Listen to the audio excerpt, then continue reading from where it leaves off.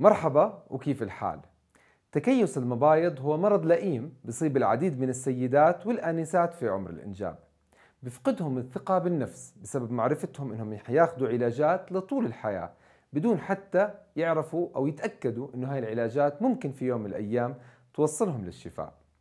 في دراسة جديدة في 2020 عن علاقة التكيس المبايض بالصيام المتقطع رح نحكي كل ما يتعلق بهاي الدراسة، وأكيد رح نحكي شو لازم تسوي حتى تنشفي بمشيئة رب العباد وتلغي هذا المرض بسبب معرفتك للسبب الأساسي وكيف إجاكي أساساً. أنت أكيد عم تحضري توقيع صحي مع سمارة وراجعين بعد الفاصل.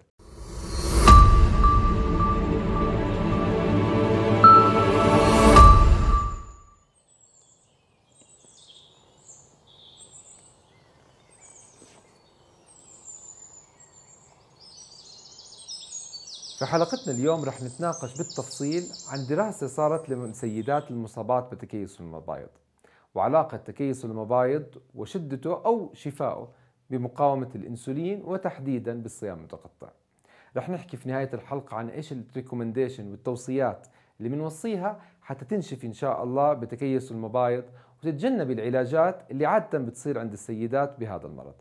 فتكيس المبايض بصيب السيدات في عمر الإنجاب، بقلل من فرص الحمل والإنجاب، بخلي ثبات الحمل إن حدث أساسا صعب جدا، بزيد عند السيدة مقاومة الأنسولين وبزيد من فرص إصابتها بالسكري.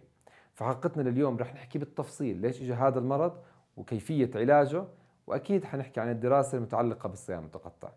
في بداية حلقتنا لليوم إذا شفت المعلومات بالفيديو مفيدة أكيد ما تبخلي على خيرك وتبخل على غيرك بمشاركة هذا الخير بعمل شير، بالإضافة إنك تشترك بالقناة وتكبس شاشة الجرس، تعمل لايك، جيب أو جيبي ورقة وقلم وخلينا نحكي بكل التفاصيل.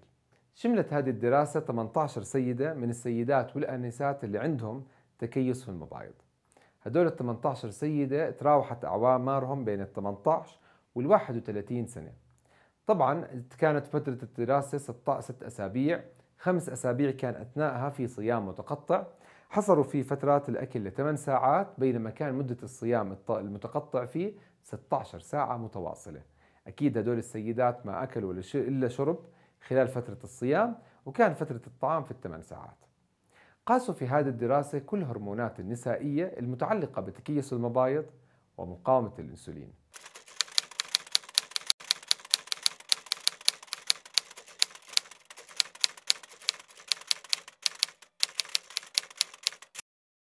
معلومة على الهامش: عادة ما تعاني السيدات المصابات بتكيس المبايض من مقاومة الأنسولين، بالإضافة للعديد من الأعراض المرافقة لهدول المرضين اللي بيزعجوها وبيأذوها من جوا ومن برا.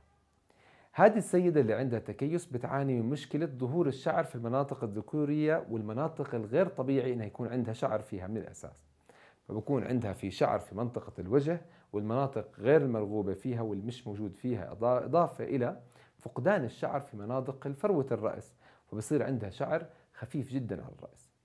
أضف إلى ذلك أنه مقاومة الأنسولين اللي صارت عندها بتزيد من وزنها، ولكن لأنها عندها تكيس بكون الزيادة في منطقة الأرداف والأفخاذ ومنطقة أعلى الصدر. بإضف إلى ذلك أنه السيدة اللي عندها تكيس مبايض بصير في عندها لخبطة في الهرمونات، وبالتالي ما بكون في عندها دورة شهرية منتظمة إن أتت أساسا. هذه السيدة بتضلها مريضة طول الحياة وبتلتزم بالعلاجات اللي ما بتشفيها، ولكن ممكن شفائها يكون من خلال حميتها. العلاجات اللي بتاخذها بالأساس هي علاجات الميتفورمين اللي بتقلل مقاومة الأنسولين وبالتالي الأعراض، بالإضافة لأدوية موانع الحمل اللي بتنظم هرموناتها حتى تجيها دورتها بسبب العلاج. أما فيما يتعلق بنتائج الدراسة اللي شملت 18 سيدة في عمر الإنجاب وكان عندهم تكيس مبايض، كانت النتائج كالآتي: انخفاض بالوزن بمعدل 1.3 كيلوغرام لكل مجمل السيدات اللي اشتركوا بالدراسة خلال ال5 أسابيع، بالإضافة انخفاض مؤشر الكتلة BMI بمعدل من 30 ل 28.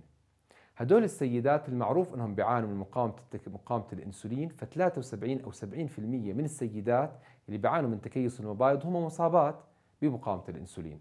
انخفض عندهم مؤشر مقاومة الأنسولين الهوما IR بقيم منيحة تقريبا 30% من 3.5 ل 2.8، واللي بتسأل أو اللي بيسأل شو هو الهومو اي ار رح نحكيه في حلقات قادمة، وذكرته بالتفصيل في كتابي اللي رح يصدر في 22/9. بالإضافة إنه هدول السيدات انخفض عندهم اللي هو الدهون الثلاثية، انخفض عندهم هرمون الذكورة، وارتفع عندهم الهرمون اللي عادة بيكون منخفض عند السيدات المصابات بالتكيس اللي هو 6 هرمون بايندينج جلوبيولين، وهو اللي بيمنع تحول الأندروجين لتستوستيرون، بخلي دائما عندها الاستروجين هو المنتظم.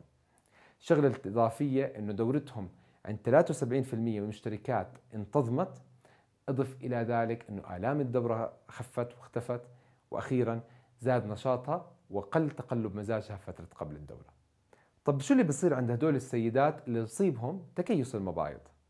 عند كل السيدات في هرمون بيتم إفرازه من الغدة النخامية أسفل الدماغ اسمه FSH Follicular Stimulating Hormone، الهرمون المحفز لعملية تكبير البويضات. هذا الهرمون بيروح للمبايض وبخليهم يكبروا البويضات، واللي هم كل ما زاد حجمهم بيزداد إفرازهم من هرمون أكيد بتعرفوه الاستروجين. الاستروجين لما يزيد نسبته مع فترات الدورة المختلفة بيوصل إلى الدماغ مرة أخرى، الغدة النخامية بحكي لها إنه كمية الاستروجين عالي، فبالتالي الغدة النخامية بتوقف الهرمون FSH وبتروح تفرز هرمون ثاني اسمه LH اللي هو لوتيلايزنج هرمون. هذا هو هرمون الإباضة. هذا الهرمون مجرد يوصل للمبايض بتقوم المبيض بإخراج أكبر بويضة صالحة للحمل إلى الرحم أو إلى الفلوبيولين تيوب. عند السيدات المصابات بتكيس المبايض عندهم مقاومة إنسولين أساسي، وهذا المقاومة الإنسولين بينعكس عليه زيادة الإنسولين، فكل ما السيدة أكلت أكثر بيزداد عندها الإنسولين أكثر. وطبعا السيدة اللي عندها تكيس أو عندها مقاومة إنسولين ما بتوقف أكل، دائما بتاكل، بغض النظر كميات قليلة كبيرة بتضلها دائما تاكل سناكات. هذا الارتفاع المفرط بالإنسولين بيمنع وصول الاستروجين وإفرازه كما يجب إلى الدماغ، فبضل هرمون FSH شغال، وبضلها عند هذه السيدة البويضات يكبروا ويكبروا ليصير المبيض عندها زي عنقود العنب، وبتصير هذه السيدة عندها تكيس. طبعا إيش الحل عند هذه السيدة؟ ما في حل، كل ما أكلت أكثر كل ما بتنصح أكثر وكل ما راح يزيد التكيس عندها، ومهما أخذت علاجات ما في شفاء. الحل الوحيد هو أكيد بأنها تعمل صيام متقطع، لأنه بالصيام المتقطع بقل الأنسولين. وفي الدراسة استفادوا السيدات بمجرد أنهم قللوا فترات الأكل، فمن بالك لو هذه السيدة كملت الخير وعملت حمية كيتونية بتضلها كأنها صايمة فسيولوجيا طول اليوم، يعني أكلها صار صيام. بنهاية حلقتنا لليوم معلومات عن حمية مريضة التكيس موجودة بالتفصيل في كتابي اللي حيصدر في 22/9.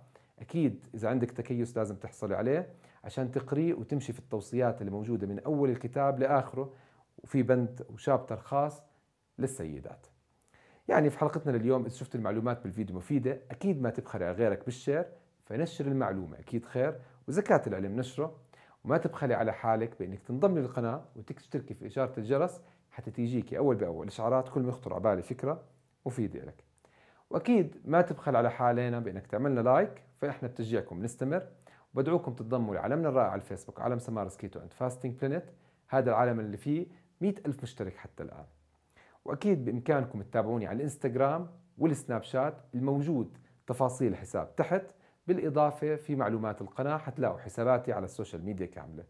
بتقدروا تنضموا لموقعنا الإلكتروني وتقرأوا المقالات العديدة الموجودة فيه، وتحسبوا سعراتكم اللي بتلزمكم لما تعملوا حميتكم. بنشوفكم على خير وبأمان الله، مع السلامة، باي. في كل صفحة حكاية، في كل سطر معنى، في كل فصل في هذا الكتاب أعوام من التعلم وتلخيص لخبرتي مع آلاف المرضى والأصدقاء، مع نهاية كل فقرة وبداية كل عنوان سعادة في إنجاز هذا العمل المتقن ليلخص رحلتي بالكيتو. هذا الكتاب الأول والوحيد والفريد من نوعه، المفصل والمتخصص بحمية أنقذت الملايين. هذا الكتاب هو خارطة الطريق في تطبيقك الدقيق لحمية الكيتو لتتفادى أخطاء الآخرين. تحت عباءة غلاف هذا الكتاب حياتي وقصة نجاحي، أضعها بين يديك لتكون الأقرب لقلبك. هذا الكتاب هو قصة نجاحك لحياة أفضل، لصحة أفضل، بقلم أحمد سمارة.